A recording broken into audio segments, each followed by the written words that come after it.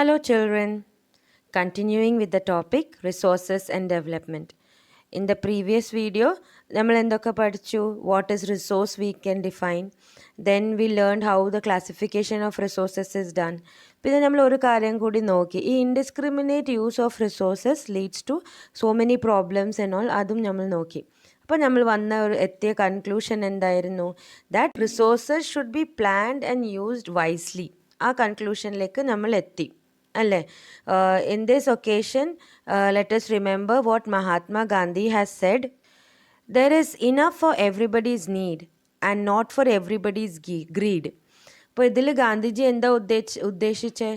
ശരിക്കും ഒരു country is endowed with all the resources, but it is enough for everybody's need. ആവശ്യത്തിനുണ്ട്, പക്ഷെ not for everybody's greed. എല്ലാവരും greedy ആയിട്ട് അതിന് മുതലാക്കാൻ നോക്കുകയാണെങ്കിൽ then it will not be enough for anybody.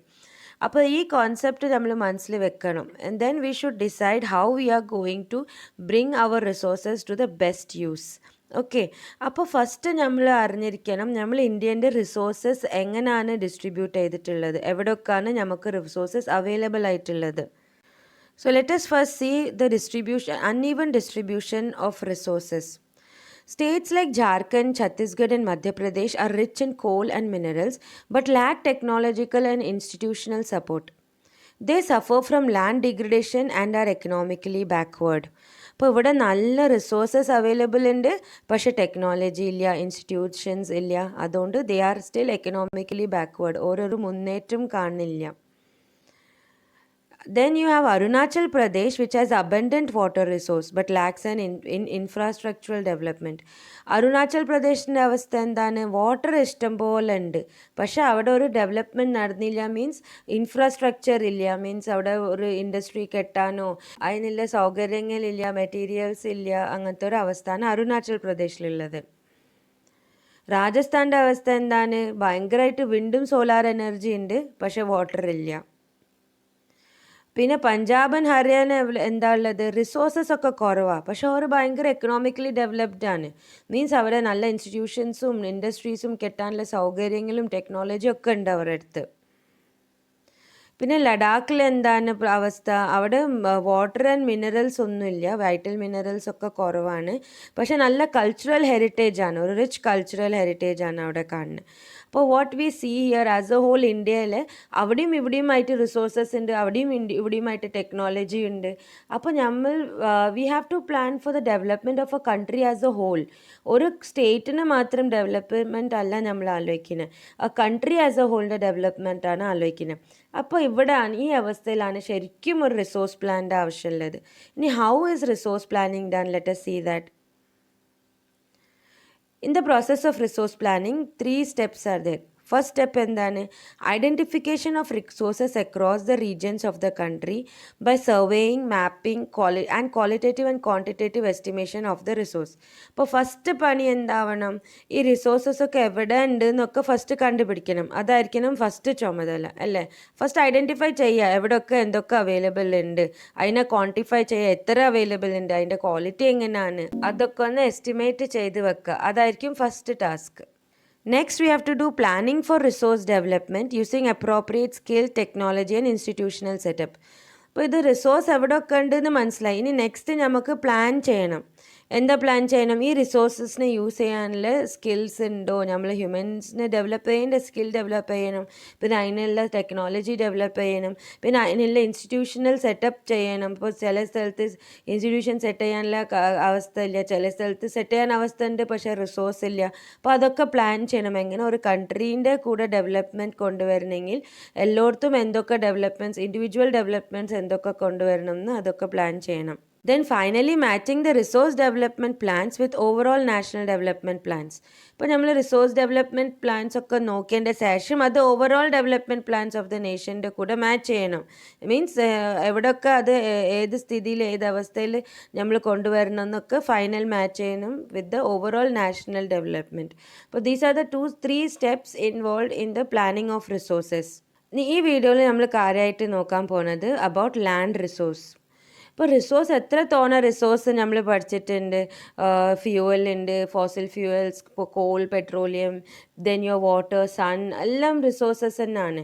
പക്ഷേ ഏറ്റവും കൂടുതൽ ഇമ്പോർട്ടൻ്റ് ആയിട്ട് വരിക ലാൻഡ് റിസോഴ്സ് അല്ലേ, because it is on land we live in, our livelihood completely depends on that, no. Everything that we are taking is from the land. We are standing on it, we are living on it, we are depending every other resources from the land. Okay, majority of the resources we are depending on from the land. So land is a very important resource as a whole. അപ്പോൾ we are going to know more about land resource. Okay, first നമുക്ക് നോക്കാം ഇന്ത്യൻ്റെ land distribution എങ്ങനെയാണുള്ളതെന്ന്. Here we have, നമുക്ക് കുറേ types of relief features ഉണ്ട്. For example mountains ഉണ്ട്, plateaus ഉണ്ട്, പ്ലെയിൻസ് ഉണ്ട്, ഐലാൻഡ്സ് ഉണ്ട്. അതൊക്കെ എന്താണ് നമുക്കറിയാമല്ലോ, ലോവർ ക്ലാസ്സസിൽ പഠിച്ചതാണ്. മൗണ്ടൻസ് എന്താണെന്ന് അറിയാം, മലകൾ. പ്ലെയിൻസ് എന്താണ്, ഫ്ലാറ്റ് ലാൻഡ്സ്. പ്ലാറ്റ്യൂസ് എന്താ, റേസ്ഡ് ലാൻഡ്സ്. അതൊക്കെ കുറേ ഉണ്ട് ഇന്ത്യയിൽ. ഐലൻഡ്സ് ഉണ്ട്, ആൻഡമാൻ ആൻഡ് നിക്കോബാർ, ലക്ഷദ്വീപ് ഒക്കെ ഐലൻഡ്സ് ആണ്. ഇപ്പോൾ ആസ് എ ഹോൾ നമ്മൾ നോക്കുകയാണെങ്കിൽ ഇതിനൊരു പൈ ചാർട്ടൊക്കെ ഉണ്ടാക്കുകയാണെങ്കിൽ about 43% of the land area is plain. ഈ ബ്ലൂ കളറിൽ കാണുന്ന അത്രയും % പ്ലെയിൻ ഏരിയ ആണ്. ഇവിടെ എന്തൊക്കെ സാധ്യതകളുണ്ട്, ഇവിടെ അഗ്രികൾച്ചർ ചെയ്യാനുള്ള സാധ്യതകളുണ്ട്, പിന്നെ നല്ല ഇൻഡസ്ട്രീസ് ഉണ്ടാക്കാനുള്ള അവസ്ഥകളുമുണ്ട്. Then we have this 30% purple region. It is mountainous region. ഇവിടെ ഇത്രയും percentage of India's land is mountainous. ഇവിടെ ആണ് ഫുൾ നമ്മളെ കൺട്രിക്ക് ആവശ്യമുള്ള റിവേഴ്സൊക്കെ ഇവിടുന്ന് ഒറിജിനേറ്റ് ചെയ്ത്. ഈ റീജിയൻസിലാണ് നല്ല ഹിൽ സ്റ്റേഷൻസ് ഒക്കെ ഉള്ളത്, നല്ല ടൂറിസംന്ന് നല്ല സ്പോട്ട് ഈ സൈഡ്സിലാണ്. പിന്നെ last 27% is your plateau region. ഈ റീജിയനിലാണ് കൂടുതൽ ഫോസിൽ ഫ്യൂവൽസും മിനറൽസും ഫോറസ്റ്റും ഒക്കെ കാണപ്പെടുന്ന ഈ റീജിയനിലാണ്. So this is how land is distributed in India. The percentage wise, if we see, this is how land forms are present in India. Okay, now let us talk about land resources. ഈ land റിസോഴ്സസിൽ എന്തൊക്കെ പെടും? First പെടുന്നത് forest ശരിക്കും ഒരു വലിയ resource തന്നെയാണ്. എത്രയോ livelihood അതിൽ ഡിപ്പെൻഡ് ചെയ്യുന്നുണ്ട്. ഫോറസ്റ്റ് ഡിപ്പെൻഡ് ചെയ്തിട്ട് ജീവിക്കുന്ന എത്രയോ ആൾക്കാരുണ്ട്. അപ്പോൾ നമുക്ക് ആവശ്യമുള്ള എത്രയോ സംഭവങ്ങൾ ഫോറസ്റ്റിൽ നിന്ന് കിട്ടുന്നുണ്ട്. അതൊക്കെ നമ്മൾ ചെറുപ്പത്തിൽ പഠിച്ചതാണ്. ഇപ്പം നിങ്ങൾ ഇത്ര പറഞ്ഞാൽ മതി, forest is a very important land resource. Next, land not available for cultivation. ഇപ്പോൾ ലാൻഡിന് പറ്റിയിട്ട് പല different types of lands we are talking about. ഒരു ഭാഗം ലാൻഡ് ഫോറസ്റ്റ് ആണ്, അടുത്ത ഭാഗം എന്താണ്, they are not available for cultivation. അവിടെ നമുക്ക് അഗ്രികൾച്ചർ നടത്താൻ പറ്റൂല. അങ്ങനത്തെ ലാൻഡ് ഏതൊക്കെയാണ്? Barren and waste land. Barren means ചില മണ്ണിൽ എത്ര നമ്മൾ ഉണ്ടാക്കാൻ നോക്കിയാലും കൃഷി നടക്കൂല. അങ്ങനത്തെ മണ്ണിനാ പറയുക ബാരൻ, വേസ്റ്റ് ലാൻഡ്. ചില സ്ഥലത്ത് വേസ്റ്റൊക്കെ ഡംപ് ചെയ്യാൻ യൂസ് ചെയ്യുന്ന ലാൻഡ് ഉണ്ടാവും, അവിടെ ഒന്നും കൃഷി നടത്താൻ പറ്റൂല. അപ്പോൾ അങ്ങനത്തെ ലാൻഡ് ഒരു ഭാഗമുണ്ട്, that is barren and waste land. Then you have lands put to non-agricultural uses. ചില ലാൻഡ് വന്ന് നമ്മൾ ബിൽഡിംഗ് ഉണ്ടാക്കാനും റോഡ് ഉണ്ടാക്കാനും റെയിൽവേ ലൈൻ ഉണ്ടാക്കാനും ഫാക്ടറി ഉണ്ടാക്കാനും ഒക്കെ യൂസ് ചെയ്യുന്നുണ്ട്. ആ ലാൻഡ്സ് വന്ന് you are not using for agricultural, you not able to put it for agricultural use. Then you have other uncultivated land. അത് ഇപ്പോൾ ഇതുവരെ ഇത് പറഞ്ഞത് അൺകൾട്ടിവേറ്റഡ് ആണ്. ഇനിയും ടൈപ്സ് ഓഫ് അൺകൾട്ടിവേറ്റഡ് ലാൻഡ് ഉണ്ട്. അതിലെന്തൊക്കെ വരും? Permanent pastures and grazing land. ഇപ്പോൾ നമ്മളെ country how much importance it is giving to agriculture, same way animal ഹസ്ബൻഡറിക്കും ഇമ്പോർട്ടൻസ് ഉണ്ട്. ആനിമൽസിന് നമ്മളൊരു ഇൻഡസ്ട്രി ആയിട്ട് തന്നെ കൊണ്ട് നടക്കുന്നുണ്ട്. അപ്പോൾ ഈ ആനിമൽസിനെ ഗ്രേസിങ് ചെയ്യാനായിട്ട് കുറച്ച് ലാൻഡ് അതിനായിട്ട് മാറ്റി വെച്ചിട്ടുണ്ട്. അവിടെ മാത്രം ഫോഡർ പ്ലാന്റ്സ് ഗ്രോ ചെയ്യും, എന്നിട്ട് ആനിമൽസിനെ ഗ്രേസ് ചെയ്യാനായിട്ട് ലാൻഡ് യൂസ് ചെയ്യും. അപ്പോൾ അത്രയും ലാൻഡ്, ഒരു കുറച്ച് ശതമാനം ലാൻഡ് ഉണ്ട്, അത് ആ land is not put in to agricultural use. അപ്പോൾ അത് നമ്മൾ കൺസിഡർ ചെയ്യണം, ആ ലാൻഡ് അഗ്രികൾച്ചർ യൂസിലേക്ക് വരുന്നില്ല. അപ്പോൾ പെർമനൻറ്റ് പാസ്ചേഴ്സ് എന്ന് പറയും അതിന്. Pasteur means gracing land, animals go for gracing there ആ ലാൻഡ്. പിന്നെ second is land under miscellaneous tree crops groups. പിന്നെ ചില ലാൻഡ് നമ്മൾ മറ്റേ തേക്കിന് വേണ്ടിയിട്ട് ബാംബൂ അല്ലെങ്കിൽ ഗ്രാസ് അങ്ങനത്തെ ഒക്കെ സാധനം ഗ്രോ ചെയ്യാൻ വേണ്ടിയിട്ട് യൂസ് ചെയ്യുന്ന സ്ഥലത്തിനാണ് ഇങ്ങനെ ട്രീ ക്രോപ്സ് ഗ്രൂപ്പ്. അത് സാധാ അഗ്രികൾച്ചറിൽ അത് പെടുന്നില്ല. Then you have cultivable wasteland, that is left uncultivated for more than 5 agricultural years. പിന്നെ അവിടെ വേണമെങ്കിൽ അഗ്രികൾച്ചർ നടത്താം, പക്ഷെ ആരും നടത്തുന്നില്ല. ഫോർ മോർ ദാൻ 5 years ആരും അവിടെ അഗ്രികൾച്ചറൽ ആക്ടിവിറ്റീസ് ഒന്നും നടത്തുന്നില്ല. അപ്പോൾ this was a group of uncultivated land. ഇനി നെക്സ്റ്റ് നമ്മൾ നോക്കാൻ പോകുന്നത് fallow lands.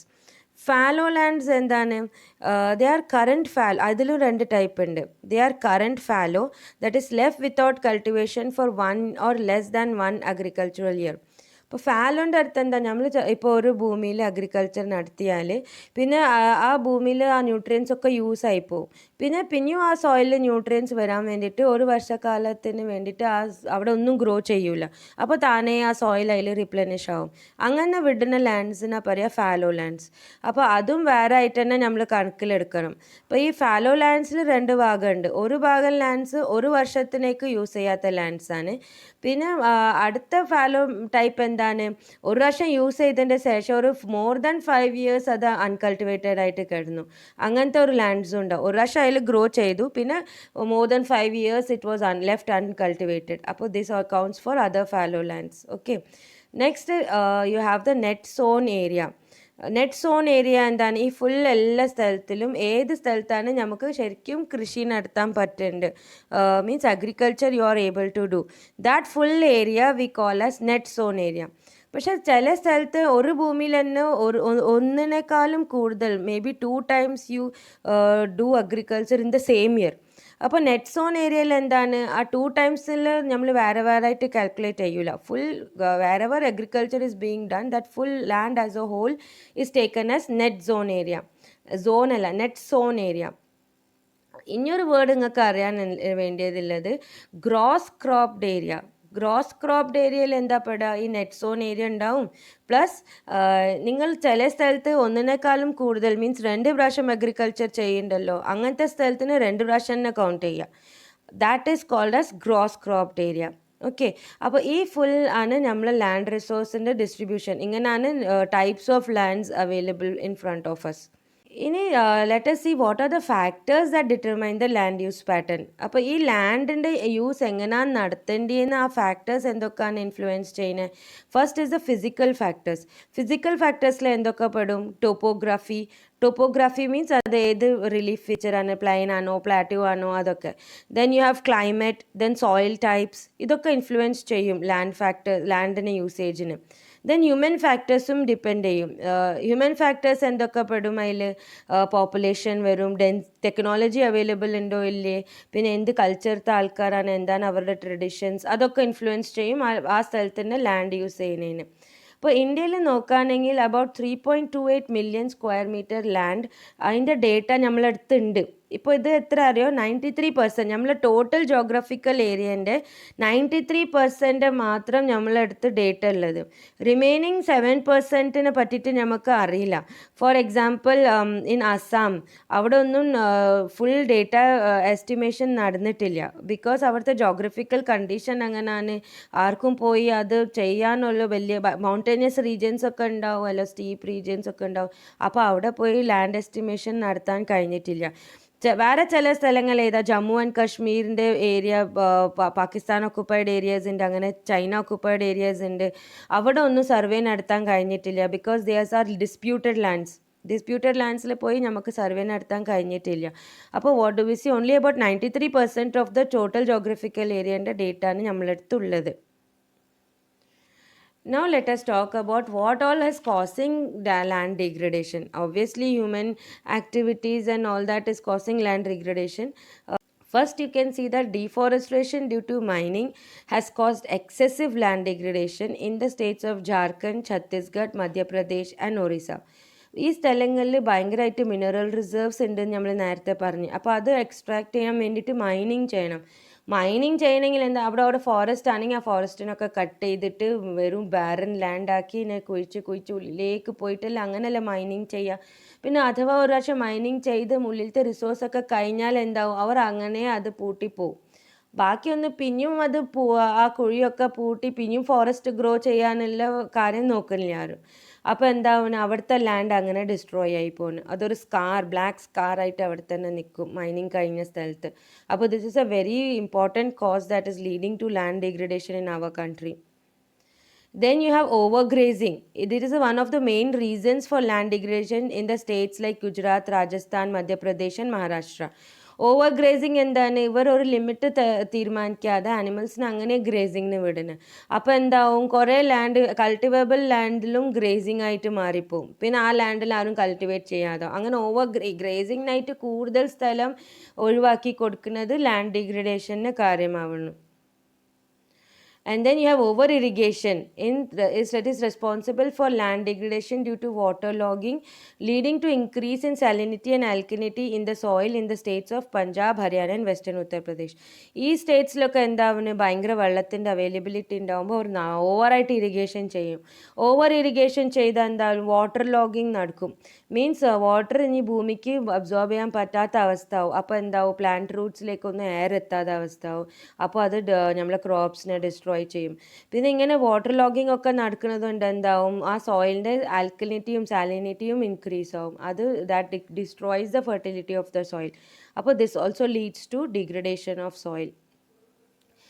Then in mineral processing units of cement industries, ഇപ്പോൾ സിമെൻറ്റ് ഇൻഡസ്ട്രീസിൽ കുറേ പ്രോസസ്സിങ് നടക്കുന്നുണ്ട്. Like your limestone grinding നടക്കുന്നുണ്ട് for cement industry, and then calcite and soapstone grinding നടക്കുന്നുണ്ട് ഫോർ സെറമിക് ഇൻഡസ്ട്രി. അവിടെയൊക്കെ എന്താ, huge quantity of dust is generated in the അറ്റ്മോസ്ഫിയറിൽ huge quantities of dust വന്ന് release ആവും. This settles down on the land. ഈ ഡസ്റ്റൊക്കെ കുറച്ച് കഴിഞ്ഞാൽ പതിയെ ലാൻഡിൻ്റെ മേലെ വന്ന് സെറ്റിൽ ആവും. And retards the process of infiltration of water in to the soil.